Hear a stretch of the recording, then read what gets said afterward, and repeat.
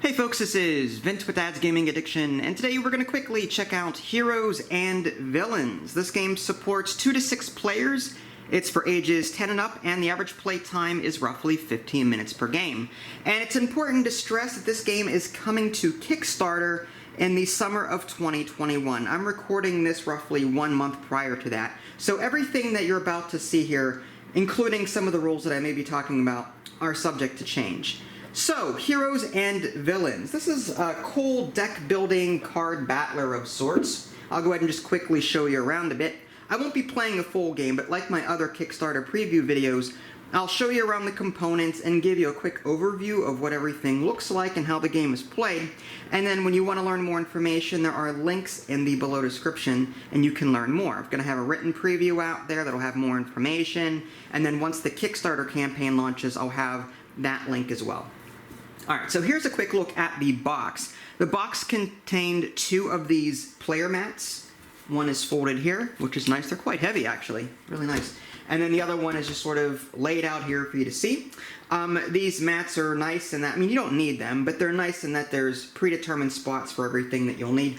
The game also comes with pre-built decks, but you can mix and match and do things how you see fit. The rulebook does explain how that all works, but I'll give you a brief overview of that. The beginning of the rulebook is sort of like the opening, the flavor. The long story short, these comets have hit the planet, and most of the population has died off, except the survivors.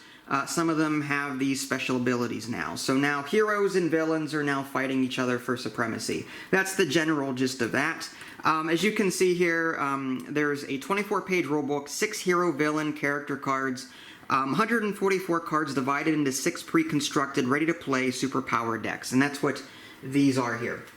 These dividers that are in the box also serve as the heroes and the villains, so they're double-sided. This side, as you can see, you've got the little V down here for villain, and on the reverse side, you've got the H in the bottom right-hand corner there for the hero. And these heroes and villains each have a special ability that you can use during the game to give you a really powerful boost in some way, but they are a one-time use, so you have to sort of pick and choose when you want to use it. I've already gone ahead and picked one of the pre-made decks just to show you around real quick, but the other ones in the box, there's Vigilante Justice, there's Super Speed, Fire Control, Dark Magic, and Cyborg Upgrade, and the cards appropriate to those decks are, in here. But again, you can mix and match if you want to, but you can only have one hero or one villain. Here's a quick look at some of the cards from the Cyborg deck. Like there's Virus, for example. You can see the name of the card up there. There's Charge, Arms, Walker, Network, and you'll notice that there's also some symbols on the bottom right-hand corner. Just to show you what that looks like, there's a little energy icon. That's how much energy that you have to spend on your turn to actually play that card. There's another symbol next to it, that it's its power card type. And that's important when building your decks, but primarily these power cards types will determine what kind of game you want to play. The Assault, for example, and the rulebook actually has them listed out, so I can probably just show you that. The Assault here, aggressive powers that deplete a player's deck, which is important. What you're trying to do is you're trying to attack your opponent and deplete their deck of cards. If you can do that and their deck is empty and it's your turn, you win, which is kind of nice. So there's the Assault power type cards that just do direct damage to the enemy's deck. Then you've got these minion cards, versatile allies that provide you with multiple choices. Then you've got tactic cards, utility powers that give you different strategic advantages. And then weapons, unique superpower specific powers that have a scalable effect. So that's just like the Cyborg cards here, and I even pulled out the blue Super Strength deck as well just to show you around on that. But you can see on the bottom right, like this particular card would need 2 energy to play, and then this is part of the Minion deck, in case you were curious as to what it belonged to, or the Minion Power card. And then you can see its ability down here. Having spent the energy, you can observe that there. And then you can see this is the Cyborg card set, whatever. And again, these are pre-built for you, but you can mix and match as you see fit. And again, I pulled another deck here just to show you around.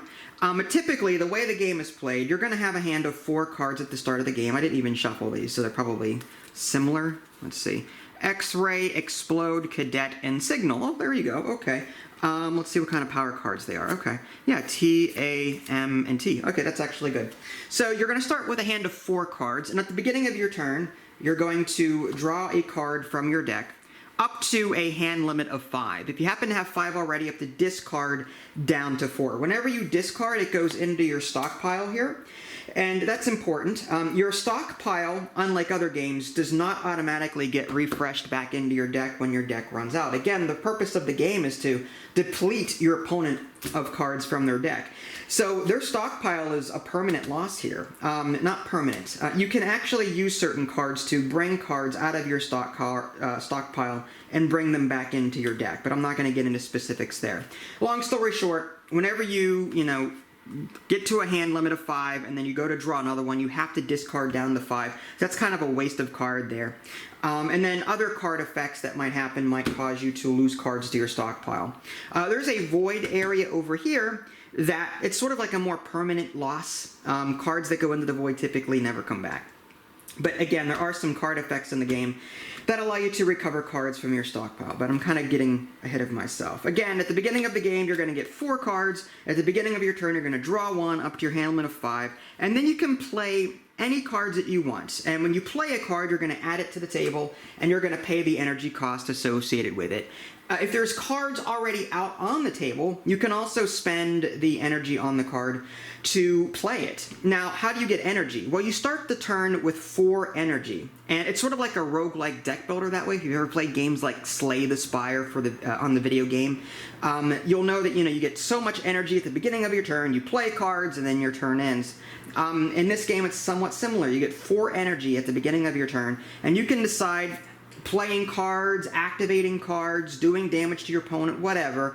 That's typically, how that turn plays out. And then when you're done, your opponent will go and back, forth, until one person is out of cards in their deck. That's a very brief overview of how that all works. Again, you're going to pick a villain or a hero at the beginning, and the ability here is a one-time use. It may even have an energy cost associated with it.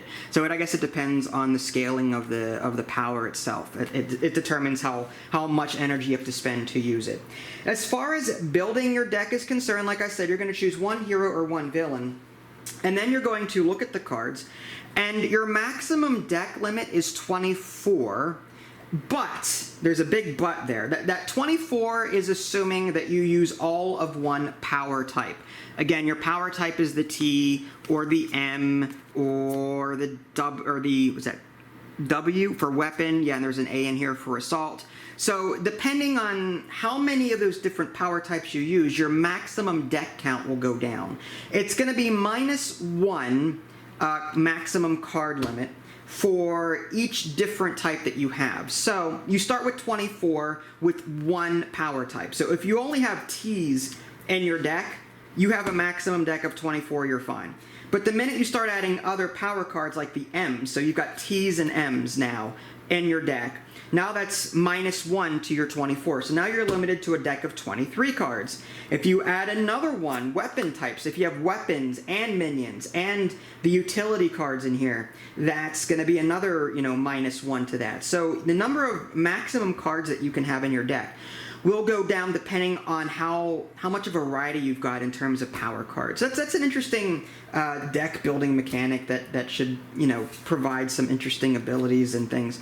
I do want to note real quick that the developers of this game are also developing a mobile app. Now, the mobile app is standalone. I have not seen it. I don't know any more information, but I just want to let you know that they are developing a mobile app, and the developer was telling me that it's a good way to try out decks before buying them and cards before buying them. So this will be a collectible card game of sorts where more cards will be made available outside of this core box here, and if you want to try them via the digital app before you actually buy the physical ones, you can.